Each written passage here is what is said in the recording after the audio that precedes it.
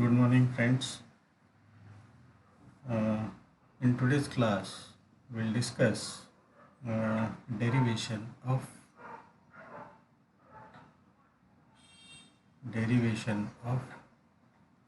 even and odd signal. In the previous class, I told you that I will I will explain you how these even part and odd parts of signal is calculated. We already stated that x even part of signal is given by x of t plus x of minus t divided by 2, and this is even part. Okay, and odd part of a signal is given by x of t plus minus x of minus t divided by 2. This is odd part, and in general we have stated that any signal can be decomposed as a combination of even part and odd part. Okay, so this is what we have studied in the previous class, and I told you that I will explain you how these equations are obtained. Okay, so let us start to derive. For the derivation, the first step is we write this expression x of t in terms of its even component as well as its odd component. Okay, and we must know the two relationships, important relationships of even and odd signal, and these relationships are like this: even component is a symmetric about y-axis, which means it has uh, same amplitude, even though although its time is reverse. And this is for even signal. And for odd, if signal is time reverse, then its amplitude will get negative. Okay, so these two important relations we have to keep in mind. A signal is even and only even if it is time reverse, then also its amplitude remains same, then it is called as an even signal. And a signal is called as an odd signal if after time reversal its amplitude gets negated.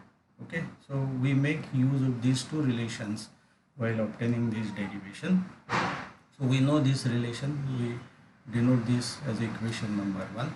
Now what we'll do, we'll replace this time period t by, let's say, minus t. Okay, and after replacing, what we'll get is x of minus t.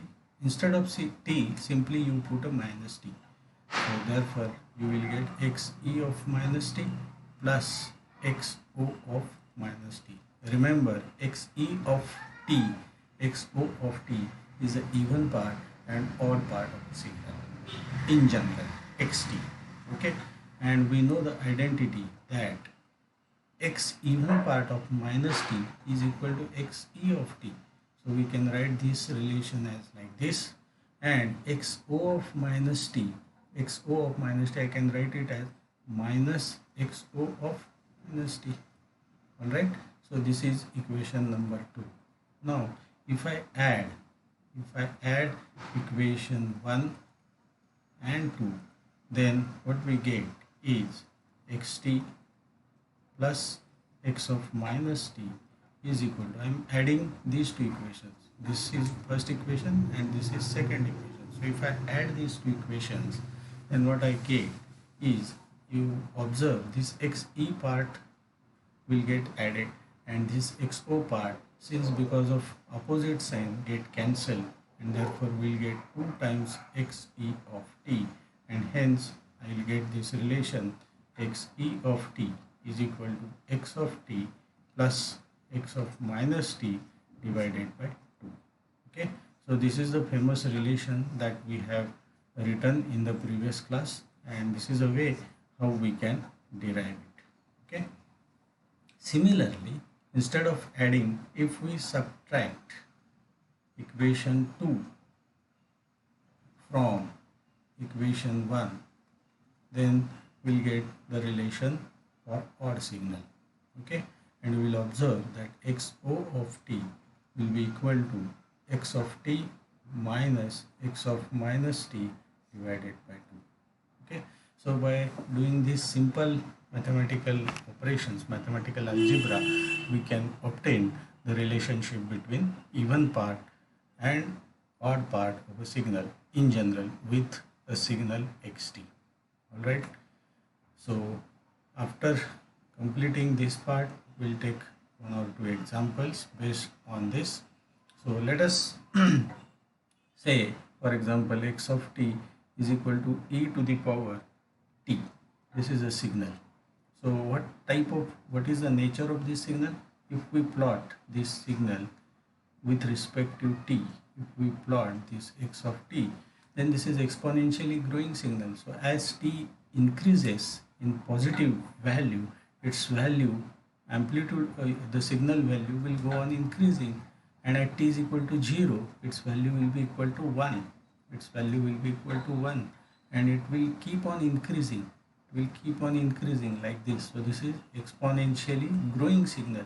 And when t goes in a negative direction, that means when t becomes negative, the value of this exponential signal will start decaying, and at a particular interval of time, that is at t is equal to minus infinity, the signal value will become equal to 0. Xt will become 0. And therefore this is the nature of x of t. Now if I am interested in checking whether this signal is even or odd, then simply what I need to do is, instead of xt is equal to e raised to t, what I need to do, I need to simply change the time axis. So wherever t is there, I will replace it by minus t. And now if I plot x of minus t versus t, what shall be the nature? The nature of this signal will be decaying signal, and it is something like this. It is something like this. So you observe this signal xt and you observe this signal, they are not same, and therefore this is not an even signal. This is not even signal. Okay. Similarly, check for oddness. Check for oddness. So how we can check? Xt is equal to e to the power t. This is the signal given to us, and we are interested in finding odd. So how we can obtain odd part? We obtain first of all x of minus t, and then we negate it. So e to the power minus t, we already drawn this signal. E to the power minus t is a decaying signal. E to the power minus t, this signal is already we have plotted, and it is a decaying signal, something like this. At t is equal to plus infinity, this will tend to 0, and as t becomes negative, its value will go on increasing. So in a negative region, the value of signal will grow, but I am interested in the negative part of this. So this is actually x of minus t. I am interested in plotting x of minus t but with negative sign.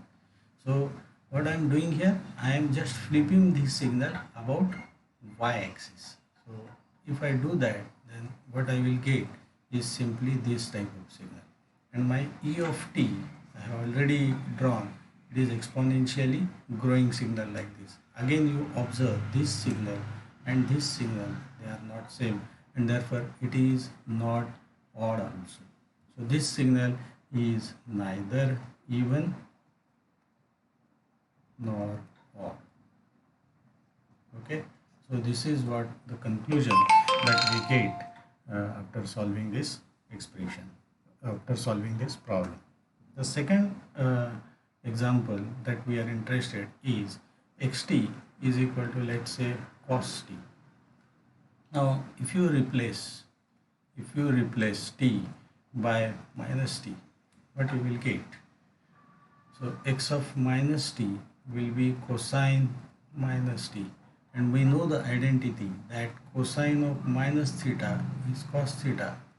Cosine of minus theta is a cos theta, and therefore you observe this is cos t. X of minus t is a cos t. You observe this signal x of minus t, and you observe this signal, they are same, and therefore the conclusion is that this signal is an even signal. and therefore cosine signal is a even signal. Similarly, similarly, we can take one more example. Uh, let's find x of t is equal to, let's say, sine of t. Okay. Now, if I replace t by, let's say, minus t, then then x of minus t will become sine of minus t, and I know the identity. If I reverse the sign minus theta, then I will get minus sine of theta, and therefore this will become sine of negative t. And now if you observe this and this signal, they are opposite, and therefore this signal is a odd signal. So in this way we can find whether the given signal is even and odd. Alright, enough is enough. I think this is sufficient because in the previous lecture also we have taken some examples on even and odd. So let us come back to the periodic and aperiodic signal concept.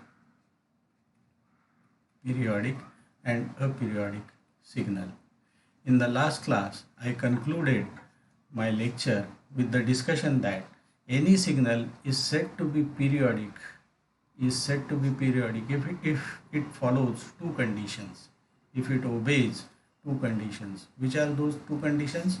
Number one condition is that signal should exist from t is equal to minus infinity up to t is equal to infinity. So signal must exist between these two time limits. If it is so, then signal is said to be periodic. For example, if the signal is something like this, if signal starts from this point, okay, now you observe this is 1, 2, 3, 4. This signal is not existing from minus infinity to plus infinity. It starts from 1, and before 1 it is 0. Therefore this is not a periodic. This is not periodic signal. So first condition to note is that signal should exist between minus infinity to plus infinity. And the second condition is that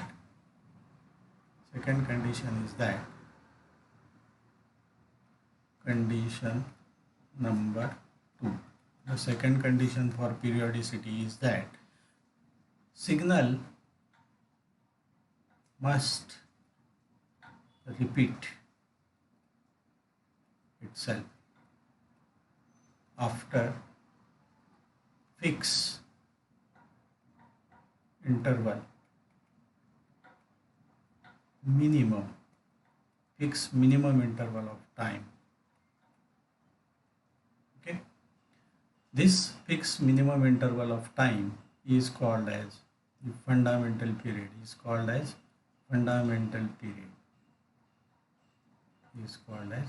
Fundamental period of a signal.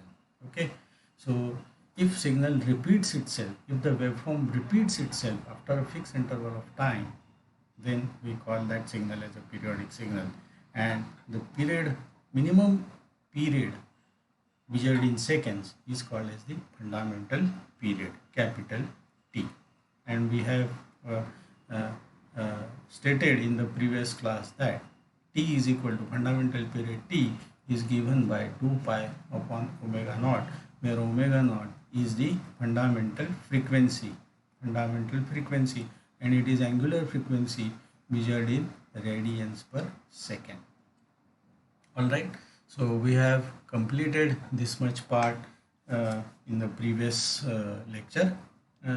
So any signal in general, any signal is said to be periodic,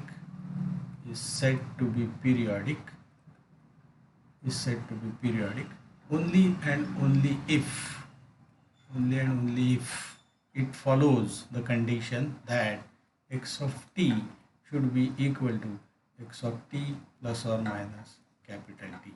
So if signal obeys this condition, then we call that signal as a periodic.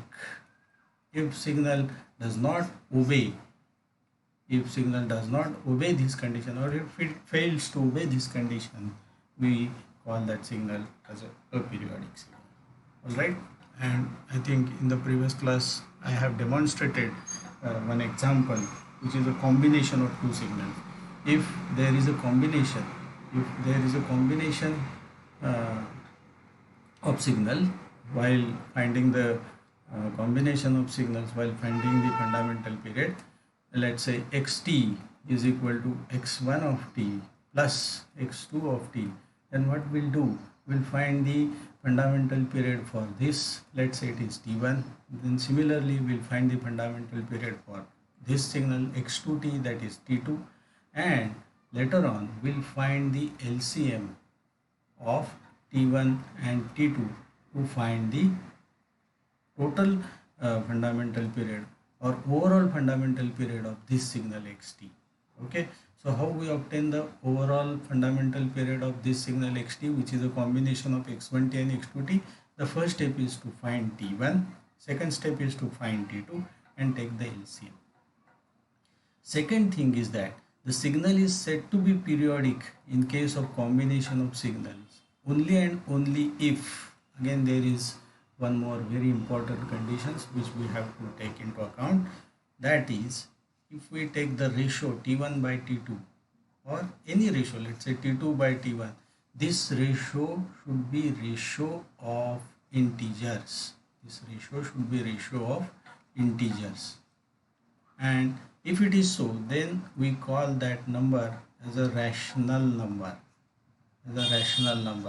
So if the ratio of two numbers, okay, is a rational number, then we may say that the combination signal is a periodic signal, and then only there is a question arises of finding the fundamental period.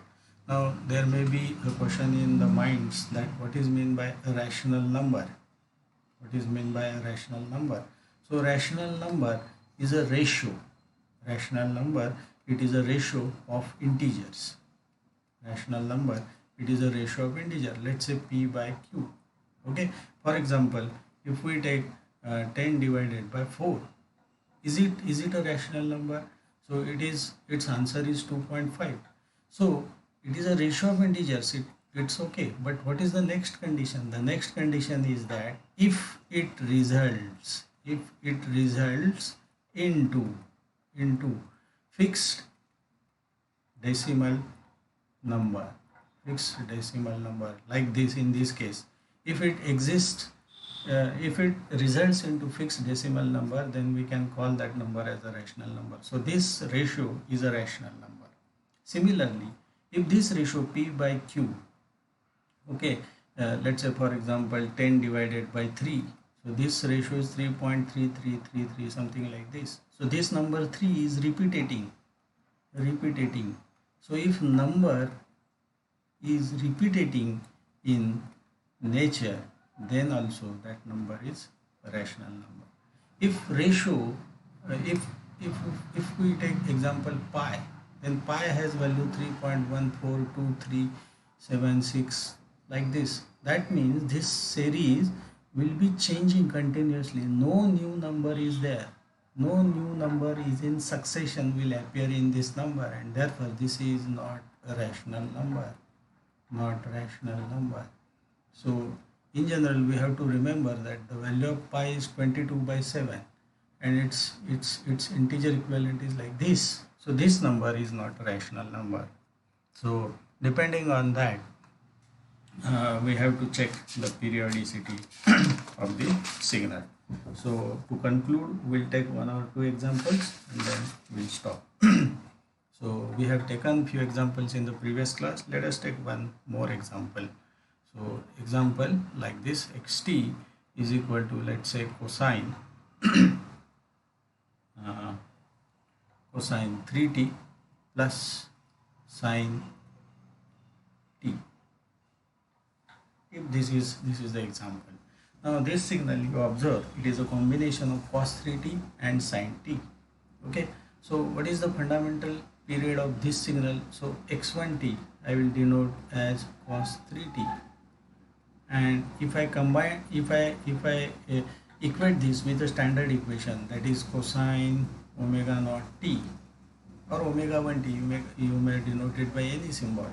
Okay, then here omega 0 comes out to be equal to 3. Okay, and therefore fundamental period t naught for this signal will be 2 pi upon 3. So this is 2 by 3 pi. This is the fundamental period of this signal. Similarly, for x2t, it is sine t. So if I compare this again with sine, let's say omega 1 t, then my omega 1 is 1 and t1 will be equal to 2 pi upon omega 1, which is 1, and therefore it is 2 pi seconds. Here this is 2 pi by 3 seconds.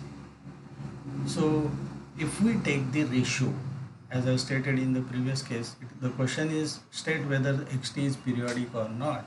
Now here individual signal, this ratio itself is not an integer number, because pi factor is appearing there in both the expressions, and therefore these are not rational numbers. But let us see the ratio t1 upon t2. What about this ratio? So t1 upon t2 is 2 pi by 3 whole divided by 2 pi, which is equal to 1 by 3 seconds. And this ratio is a rational number.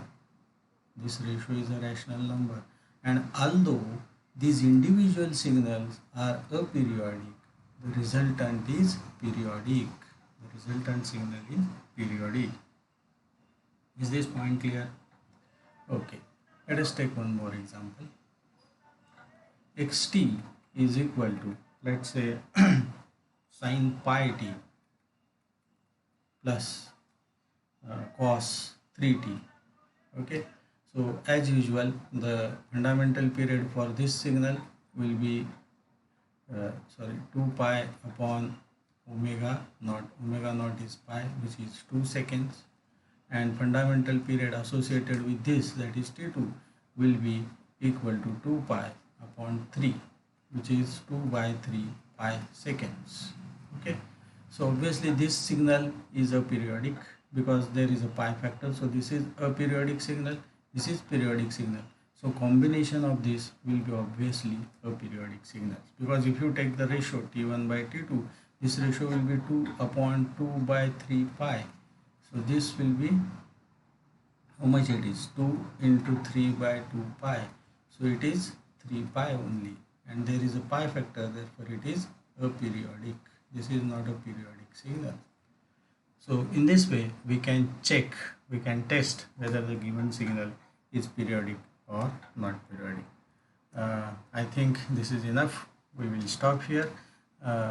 If you like this video, give your comments, and it is the comments that motivate me to make more videos, and give your suggestions also, so that I can improve my video lectures here onwards. Thank you very much.